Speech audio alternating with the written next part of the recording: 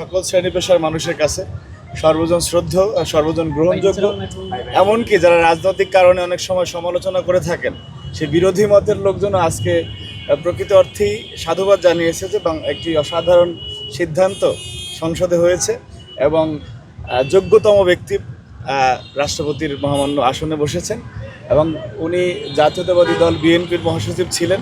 আমরা সেই জায়গা থেকে আমরাও অত্যন্ত আনন্দিত যে বিএনপির মহাসচিব এবং বাংলাদেশের সংগ্রামের সংকটে যিনি জিয়া পরিবারের আস্থাভাজন ছিলেন, দলের আস্থাভাজন ছিলেন, বাংলাদেশের মানুষের আস্থাভাজন ছিলেন, এই ধরনের একজন মানুষ যিনি পরিচ্ছন্ন রাজনীতির এক মূর্ত প্রতীক, তিনি আজকে বাংলাদেশের রাষ্ট্রপতি হয়েছেন। আমরা বিশ্বাস করতে চাই যে রাষ্ট্রপতি পদটি আমার কাছে মনে হচ্ছে যে আগের যে কোনো সময়ের চেয়ে অনেক বেশি আলোচিত এবং সারা বাংলাদেশের মানুষের দৃষ্টিভঙ্গি এদিকে ছিল যে মির্জা ফখরুল ইসলাম আলমগীর রাষ্ট্রপতি হচ্ছে। সুতরাং এক অনবদ্য রাজনৈতিক ক্যারিয়ারের যিনি অধিকারী, তিনি আজকে এই রকমের যোগ্যতম জায়গায় বসেছেন।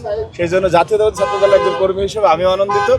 আজকে বাংলাদেশ, পুরো বাংলাদেশ মনে করে যে যোগ্য ব্যক্তি যোগ্য জায়গায় বসেছেন। দেখুন, আমরা যখন এসএসসি পরীক্ষা দিয়ে আপনারা যখন ইন্টারে উঠি তখন আমাদের অনেক সময় কষ্ট হয়, কিন্তু আমরা তো উচ্চতর সোপানে যাওয়ার জন্য সেই কাজটি করি।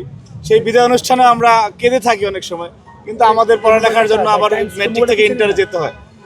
উনি ওনার বিএনপি মহাসচিব থেকে বিদায় যেরকমের বলতে মন চায় যে যেতে নাহি দিব হয় তবু যেতে দিতে হয়, আবার সেরকম উনি যোগ্যতম জায়গায় বসেছেন, সেটা দেখেও আমরা পরম আনন্দিত হই।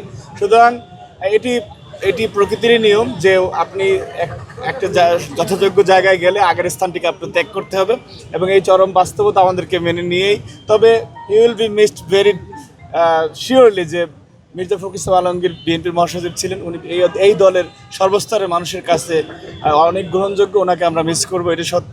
পাশাপাশি আমরা ওনার পদায়ন দেখেও পরম আনন্দিত।